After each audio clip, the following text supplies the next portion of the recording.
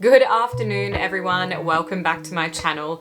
I am actually really excited to be filming this video. So I'm sitting down to have a little chat and do a Q&A with you guys, which is something that I've never done on this channel before. And now that I've been on YouTube for about a year, I thought it was time that I gave you guys a little bit more of an insight into me and just answered any questions that you wanted to ask. So I popped up a little box on my community thing where you can post questions, and a bunch of you guys have asked some things, so I'm going to try and answer them off my phone in no particular order because they ask a bunch of different stuff. But I thought I would grab a little cup of tea and we can get cozy and sit down and get to know each other better. So if you want to go and grab yourself one, you can hit pause, and I would love for you guys to stick around. And if I don't answer anything that you've been wanting to know, feel free to leave it in the comments down below, or I can probably just film another one if there's any kind of specific subjects or things that you want me to go into. So without further ado, let's get started. And just a super quick reminder as well, if you aren't already subscribed to my channel, I would love for you to do so.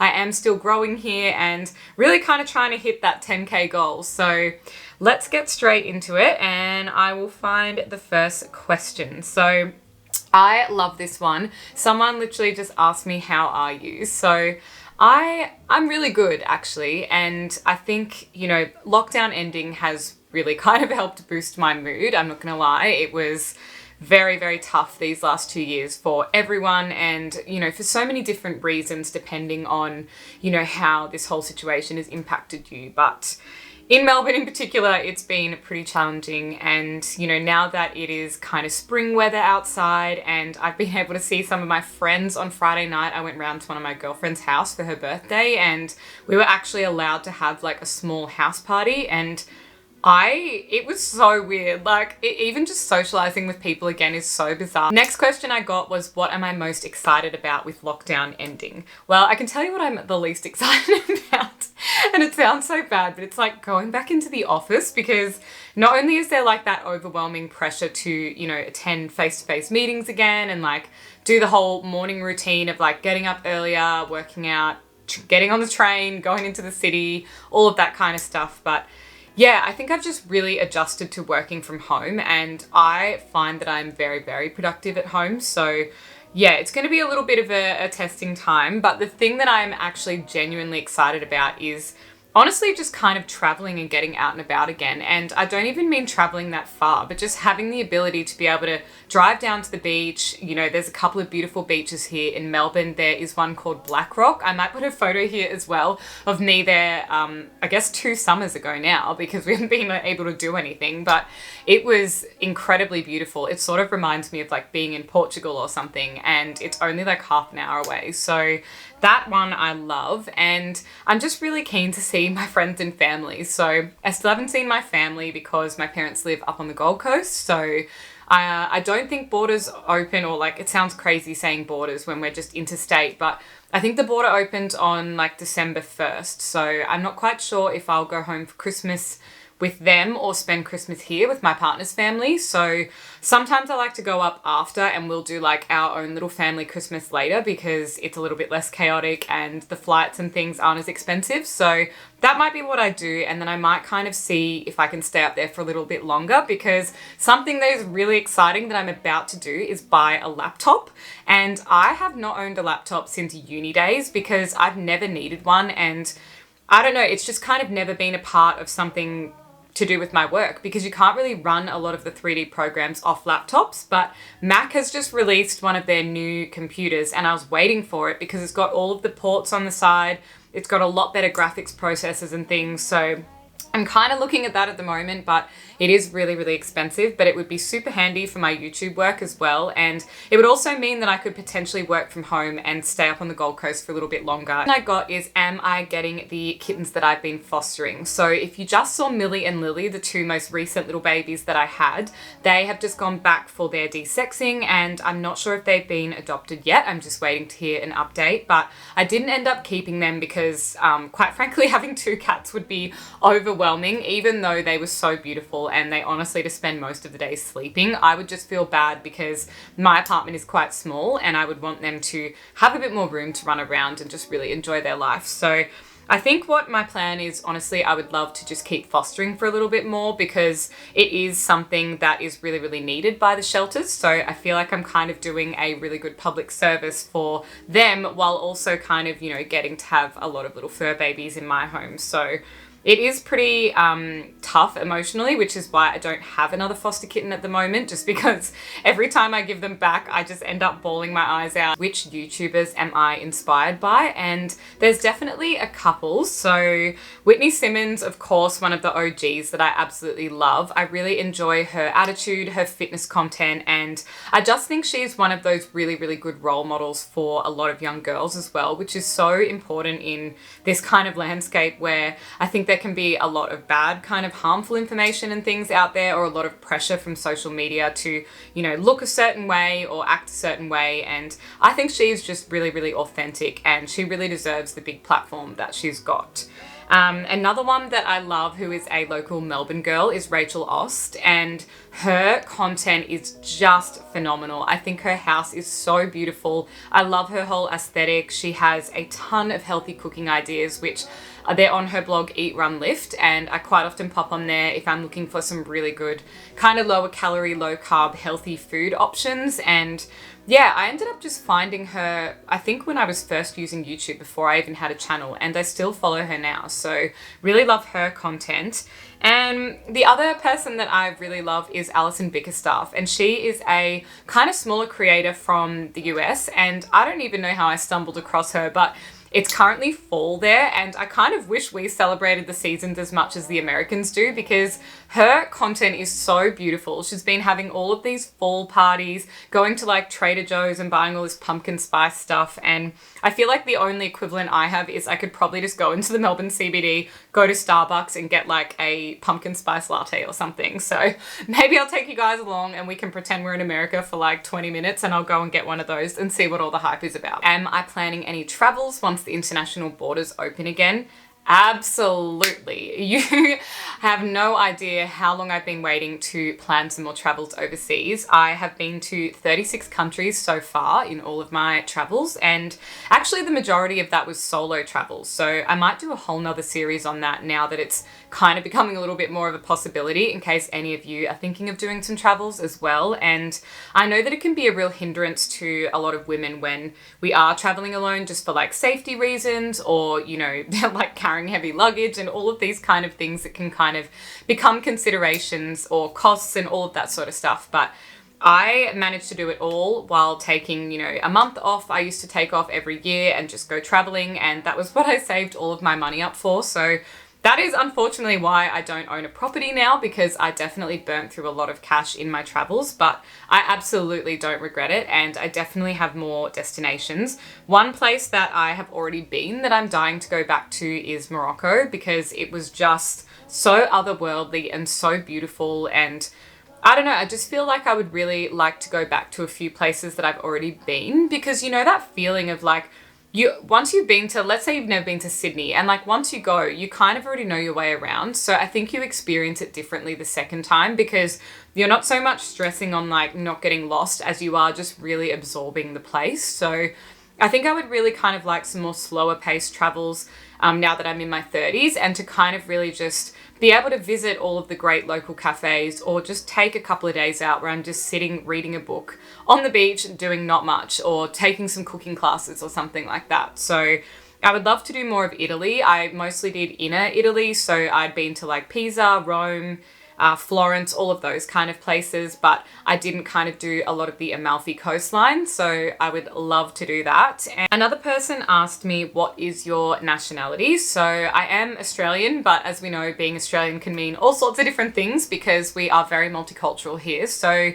on dad's side, it's just the standard kind of British-y heritage that sort of drip fed down into being Australian. And on my mum's side, I have a little bit of French. So I think I am like 1/8 or 1/4 French, and the rest is just generic Australian. I like this question. So I got asked, what made you move to Melbourne, and how does Melbourne and Sydney differ? So I probably haven't really covered this before, but I grew up in Sydney, and when I was about 14, we moved to the Gold Coast. And that was kind of just because we used to holiday up there every year. Like we would always do an annual road trip and head up to the Gold Coast. And I think my parents just started looking at property prices and realized that it was really, really affordable there. So we ended up purchasing some land, building a house, and I think I got to skip, well, yeah, I got to skip a year of school. So I was pretty stoked with that because I was in my first year sort of high school in Sydney. And then when I went up there, I skipped year 8 and I just went straight into year 9 because their curriculum was probably a little bit behind of what we kind of had grown up with in Sydney, and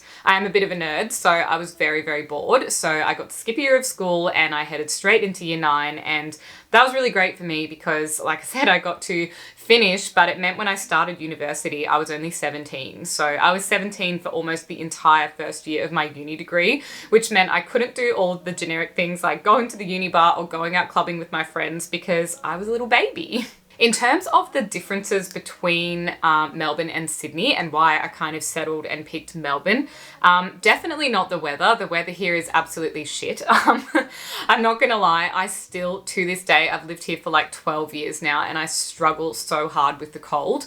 I think the cold is great if you're really into fashion because the fashion is just stunning. When you're walking around the city and you see a really well-dressed woman or man, you're just like, chef's kiss. Like you don't see that kind of fashion when you're living, you know, in the warmer places because you just don't really need to kind of have all of those layers and that kind of style. But I also think there are a lot of incredible fashion labels and things that have originated here in Melbourne. So yeah, I think there is definitely that kind of side of it. Just traveling around in general, like I actually did look to move back to Sydney, and not only is the rent more expensive and you're kind of living in sort of older, smaller places, but it's also just really kind of hard to get around sometimes. So obviously there is the entire ferry system, which is something that Brisbane sort of has as well, but we definitely kind of don't have here. We don't have like river cat sort of things, but in Melbourne, you've got a tram, there is trains, there are buses, and it is just so easy to get around. Even if you're driving, you can always find a car space. I'm talking like drive right into the center of the city and for like $5 an hour, you can just park anywhere. And it does take a little bit of driving around sometimes, but if you were to drive into Sydney CBD, you're probably looking at like $50 for parking, and if you're lucky to even get a park. So I just find the traffic in Sydney just always drove me absolutely insane, and it really takes an extremely long time to get from one end of town to the other. So you almost feel like you're in a different world by the time you've kind of crossed Sydney. Whereas in Melbourne, I could literally drive from my side of town in like the southeast to the north, you know, if I wanted to go to like Brunswick and Fitzroy and those kind of really cool suburbs, and that sort of has their own feel. There's the western suburbs, there's down the peninsula on that side, you can sort of head to Geelong and a ton of beautiful beaches and things there. And that's like called the Surf Coast. And then on this side is like the Mornington Peninsula, which is all the beautiful wineries and the Yarra Valley. And I don't know, I just feel like everything is really within an arm's reach when you're in Melbourne. And if you're into skiing and stuff as well, you can even day trip to Mount Buller and do a ski trip because it only takes 3 hours to drive there. So there was just a lot of winning factors for me, and I just felt like the people I fitted in with a little bit better as well. So like I said, I'm a little bit more of a nerd, a little bit intellectual. I'm kind of into books and culture and travel and really beautiful food experiences. And of course with my work, there's a certain aesthetic that I kind of like, and in particular just being busy in my industry. I think just certain fields that you might work in, there are better pay and better opportunities when you're in a more metropolitan city. And of course, Sydney is definitely a large metropolitan city. I'm probably more comparing when I moved from like Brisbane to here, but I just love Melbourne and I really couldn't see myself leaving, even though I do get massive FOMO when I see people, a bunch of my other friends like doing the Bondi to Bronte walk and it's beautiful warm weather and I'm wearing a coat. I definitely feel really envious, but yeah, I just think that the busyness in Sydney, every time I've gone there, even like I went to North Bondi Fish for like dinner last time that I was there, and I think I was staying in Paddington or something, and it cost me $100 in an Uber to get back. And I was just like, that is unheard of. Like even in Melbourne, if the Ubers were seriously surging, it would be like $40 max to go from like the city to, you know, where I live or something. So yeah, that's kind of my main comparisons, but I've heard a few people say funny sayings like, Sydney's the mistress and Melbourne's the wife. So like Sydney's great for a weekend, but if you wanted to like commit for life and live somewhere, that you would go for Melbourne. But yeah, no rivalry for me. I think both places are absolutely incredible. And I don't know, there's certain places in Sydney that I go and I just think this is so beautiful. All of the terraced houses and a lot of the history and heritage and stuff that's there is just gorgeous. So I'm still torn to this day, but I had to pick somewhere and I ended up going with Melbourne. I really like this question as well. It says, do you follow any spiritual religious practices, or what are some of your philosophies? So I would say a big yes to all three of those. So in terms of any religious practices, I grew up Catholic. So I attended a Catholic primary and high school in Sydney, and I have been baptized, done my Holy Communion, my confirmation, like all of that kind of stuff. I used to attend church regularly on the weekend with my family. My mum is not religious, but my dad and my sister are. So we kind of always used to just do that. I've grown up, I guess, learning, you know, the Bible, like in school when you attend a Catholic school. Religious studies is like one of your subjects that you end up doing. But once you reach like year 11 and 12, it's really cool because it stops from being religious studies in terms of strictly the Bible, and it swaps to study of religion, which means you study all of the 5 major religions of the world. So you get to learn Judaism, Buddhism, Hinduism, Catholicism, and oh my gosh, I'm so sorry that I'm forgetting one, but you learn about everything, and then you also learn about the different components of spirituality and stuff as well. So I always found that really fascinating, and I ended up picking Buddhism to study for those 2 years because you get to kind of specialize into like a different sort of study, which was really, really lovely as well, to just learn about a different faith. But yeah, I mean, I haven't attended church in years. I certainly didn't kind of follow up with that, I guess, when I just like being a young adult. I think once you kind of like move out of home and like get your own life, your weekends are just really busy, like seeing your friends, and your week is busy when you're working full time. So yeah, but recently I kind of did really want to reconnect with my faith, because I do think that when you kind of go through really testing times, or yeah, you're just maybe kind of drawing on a bit of a higher power, whether that be spirituality, religion, or you know, getting into other things like manifestation. You may have seen in like a book haul that I did, I was reading a book called Make It Happen, which is all about manifestation and kind of like the power of attraction and the law of attraction and all of that kind of stuff. So I really, really do love that side of things as well. And from that, I ended up creating a vision board, which again is another video. I can link that down below for you guys. But I love all of that kind of stuff. I think there are so many different facets that we can kind of learn from and incorporate in our life. And I definitely don't believe that you really need to be strictly down one path, you know, like for some people, they really are integrated with their faith. But for me, I just think it's about taking like the good principles and concepts from it, and then just being a good person, you know, at the end of the day. Like that's kind of the whole point. And that is why I ended up grabbing this book. I saw it on a YouTuber's channel, and she is Christian. So it's definitely more Christian faith-based. So if that's not you, this is not for you. But it says, rooted in truth, growing in grace, and flourishing in faith. And I've just kind of really been enjoying this. It's just my bedside read before I go to sleep at the moment. And it's just kind of helping me reconnect in with some of the ideas in a really approachable sort of way. So I really do like that. But like I said, my kind of philosophies in life probably almost relate to my tattoos. If you've maybe seen them or you didn't know if I have any, I just have 2 tiny tattoos, but I'm about to book in for 2 more. So you'll be seeing that on my channel really soon. I only really like very small, very minimalistic kind of tattoos. I'm not really like a big sleeve sort of person. First of all, it just wouldn't suit me. And secondly, I change my mind far too often, and I do work in a corporate job. So I sort of have to have some kind of like restraint in terms of how I choose to decorate my body. But this is one that I've got. It's just like 8 dots down the side of my arm, and this one for me was kind of relating to travel, and that was just a philosophy I had, which it's 8 dots because if you know the infinity loop symbol, it's kind of like a figure 8. So I wanted like an abstract version of that, which sort of just meant to me that, you know, world is infinite. There are infinite possibilities, and all it takes for you is to reach out and grab them and take those chances. So that is what that one is.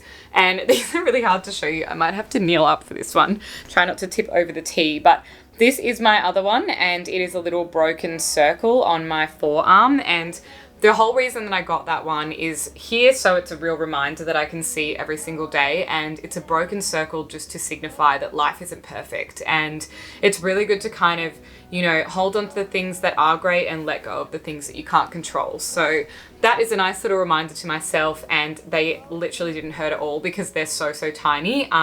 So I'm gonna go back to the same artist who does really beautiful fine tattoos and get the other two. So I'll keep them a secret for now, but I will update you guys when I go and get them done. The last two questions are kind of related, so I'll try and answer them together so I can wrap this up for you guys in case you have been sitting down for a little while. But they are just about how did I take the leap to get into YouTube, and what are some of my tips for any other small creators. So first of all, thank you for the compliment, but I really do consider myself still a small creator. I've only been on here for a year and I am still kind of sitting under that 10K, but I really do appreciate the comment. And I think my biggest tip, if you are in any way owning your own business or you're wanting to get into social media, whether it be on Instagram or Facebook, TikTok, any of those platforms that you might be across, is probably two top things. And the first one is authenticity, because when you're trying to connect in with people, like when I'm sitting down and having a chat with you, when I go back to my old videos, I struggle to watch them. I feel like they're so cringe because I really didn't feel confident sitting in front of a camera, and it's not something that kind of came naturally to me. So I just think I've gotten better over time. And because I recognize a lot of your names when I see them come up in the comments, I really do feel like I'm getting to know you guys as well. So I think that really helps when you start to build a community. I really do remember people and what they're commenting, and I really enjoy replying to you guys on there. So I think building that community and just being really patient with it as well, because obviously when I started, I was like, hey guys, and I had 0 followers, and probably only 3 or 4 people from my actual life that I know ended up following me. And I think initially you kind of just assume that everyone will support you and follow you and think it's great, but at the end of the day, I wasn't really too phased because I just thought I really enjoy talking, obviously, and I just have a lot of ideas and fun stuff that I want people to share it with. So I think what better place to find like-minded people than online, because you will naturally be drawn to stuff that I do, and I'm naturally drawn to, you know, chatting with you guys or taking on ideas and watching other people's channels that I really love as well. So definitely to stay true to who you are, because that will kind of form your own niche anyway, and that will just really make sure that your ideas are really authentic to what you want to be putting out there on the internet and how you're going to grow in the long term. So I think I might wrap this chat up here because I have been rambling for a while and I'm really worried about how long it's going to be when I go to edit it. So I think I will finish off, but thank you guys so much if you made it to this point. You can leave me a little sunflower emoji down below, but I love chatting with you guys, and I hope this has kind of helped you get to know me a little bit more. And yeah, if there's any other burning questions, feel free to leave them down below. But I really enjoyed having this chat with you guys. So thanks so much for watching, and I will see you in the next video. Bye.